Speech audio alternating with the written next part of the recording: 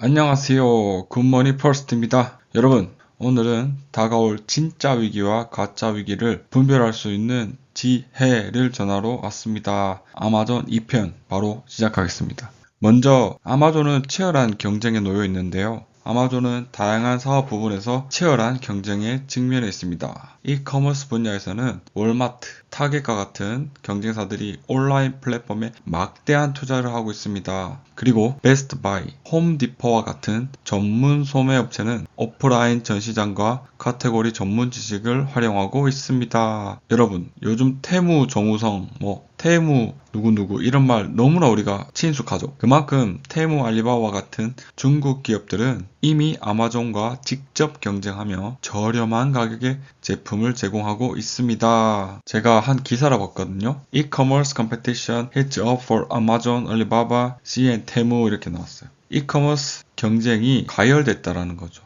첫 번째로 시장 점유율 침식입니다. 테무는 미국에서 빠르게 시장 점유율을 높여 시장의 약 17%를 점유하고 있습니다. 이러한 성장은요, 아마존을 포함한 전통적인 소매 업체들의 희생으로 이루어졌습니다. 테무의 부상으로 아마존은 2022년 9월부터 2024년 1월까지 약 260만 명의 일일 활성 사용자를 잃어버렸습니다. 두 번째로 가격 경쟁인데요. 테무와 알리바바는 모두 초저가 전략으로 유명합니다. 테무의 비즈니스 모델은 아마존보다 훨씬 저렴한 가격에 브랜드가 없는 품목을 제공하는 데 중점을 둡니다. 알리바바의 플랫폼 중심 접근.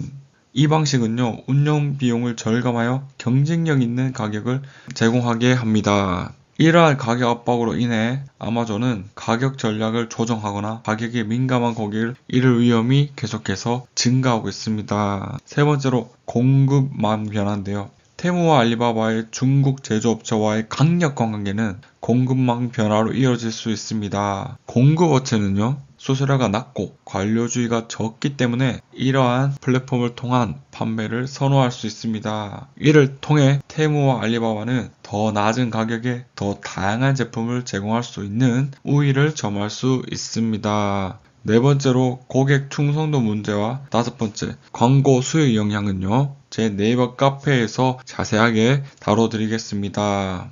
하지만 아마존은 그냥 보고만 있진 않죠. 아마존의 대응과 변화에 대해서 한번 알아보겠는데요. 먼저 운영 조정을 하고 있습니다. 아마존은 이미 경쟁에 대응하여 변화를 일으키고 있는데요. 이 회사는 테무의 모델을 모방하여 중국에서 직접 배송되는 저렴한 품목을 제공하는 새로운 온라인 스토어를 출시할 계획입니다. 아마존은 가격 매칭 정책을 조정하고 테무의 성장세를 면밀히 모니터링하고 있습니다. 두 번째로 국제시장 경쟁인데요. 아마존이 북미와 유럽에서 지배적인 반면 알리바바는 아시아에서 강세를 보이며 전 세계로 확장하고 있습니다. 알리바바는 아시아에 집중하고 라자다와 같은 기업에 대한 전략적 투자를 통해 성장하는 시장에서 강력한 발판을 마련해 왔습니다. 반면에 테무는요, 빠른 해외 진출로 통하여서 새로운 시장을 개척하고 있는데 아마존과의 경쟁이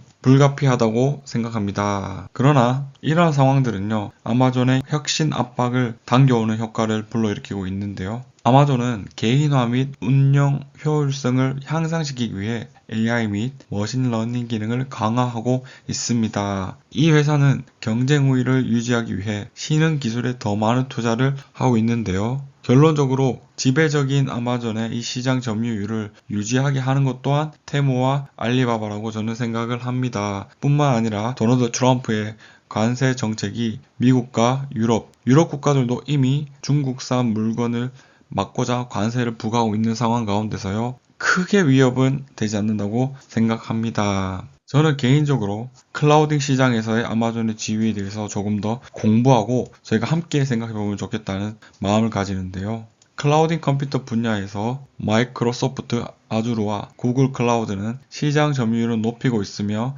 AI 경쟁에서 우위를 점할 수 있다라는 기사들도 나오고 있는데요. 최고의 클라우드 제공업체인 아마존 웹 서비스는요, 31%에서 33%의 시장 점유율을 가지고 있고 2위인 아주르는 시장 점유율 20에서 25% 정도 가지고 있습니다. 그리고 이 구글 클라우드는요, 굉장히 빠르게 성장세를 또한 보여주고 있는데, 구글 클라우드가 AI와 합쳐서 굉장히 빠른 성장세를 보이고 있다는 것이요, AWS의 가장 큰 위협 중에 하나라고 생각합니다. 제가 그래서요, 더 심층적으로 1위인 AWS와 2위인 아주르를 분석하는 자료를 준비했는데요.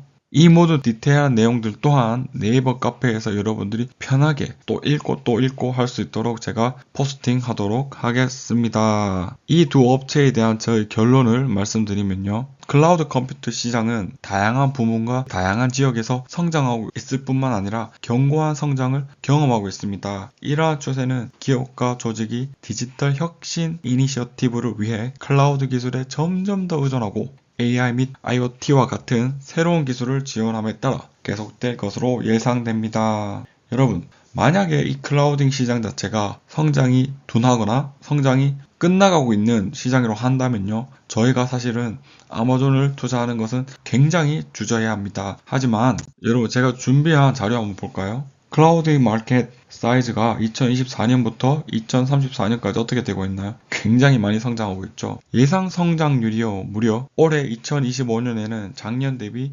15.1%가 증가한다고 하고요.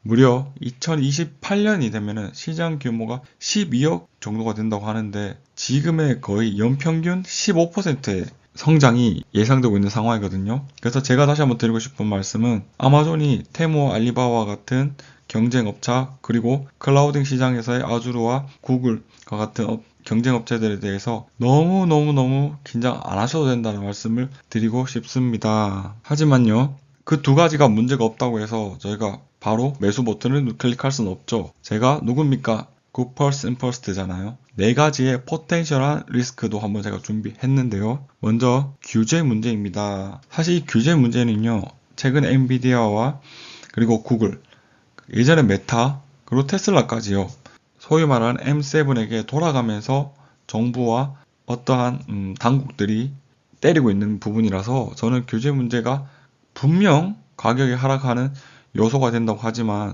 장기적으로 보면은 그저 조정 찬스, 매수 찬스라고 저는 생각합니다. 하지만 현실적으로 경제적 요인에 대해서는 저희가 진지하게 한번 생각해 볼 필요가 있는데요. 제가 준비한 차트부터 잠깐 볼게요.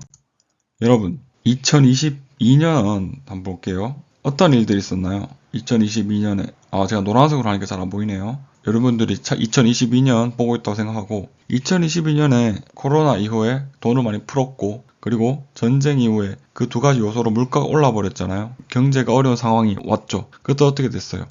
당연히 나스닥 기술주가 폭락했지만, 이러한 아마존과 같은, 제가 첫 번째 뭐라고 했죠? 아마존은 뭐로 돈을 가장 많이 번다고? 이커머스, 온라인 소매업으로 버는 회사잖아요. 그러면 사람들이 지갑이 닫히기 때문에 큰 타격을 볼 수 있다는 겁니다. 두 번째로 포텐셜 리스크는 기술 및 시장 위험이라고 보겠는데요. 아마존은 기술 우위를 유지하는데 어려움을 겪고 있습니다. AI 환경이 너무 빠르게 진화하고 있고요.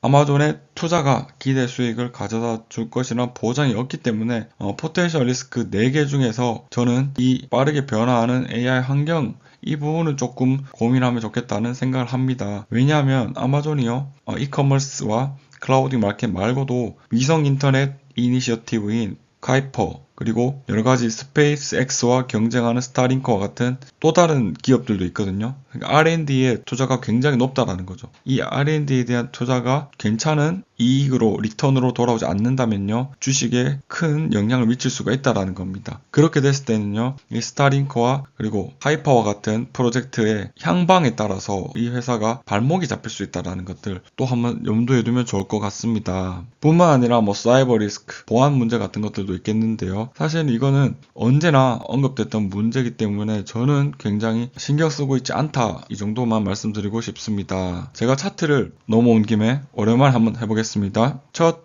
만남은 너무 어려워. 여러분, 폭락한 2022년 10월부터 이게 어떻게 주가가 움직이고 있나요? 제가 지금 마우스 스크롤을 지금 못 찾았습니다, 여러분. 여기서부터 완전히 화성 가자! 그래서 제가 드리고 싶은 이야기는 RSI 주봉 기준으로 40, 45 부근에 조금씩 담아가라, 이 정도 설명해 드리고 싶고요. RSI 45 안 넘으면 어떡해? 라고 묻는 분들에게는 일봉으로 RSI 설정하셔서 한 40 정도에 먼저 담아보며 미국 주식을 보는 눈을 길렀으면 좋겠습니다. 여러분, 제가 목 상태가 별로 좋지 않은 상태에서도 열심히 했습니다. 여러분, 좋아요와 구독은 사랑과 관심의 표현입니다. 여러분에게 감동을 주는 유튜버가 되도록 최선을 다하겠습니다. 부족하지만 좋은 댓글 부탁드리겠습니다. 감사합니다.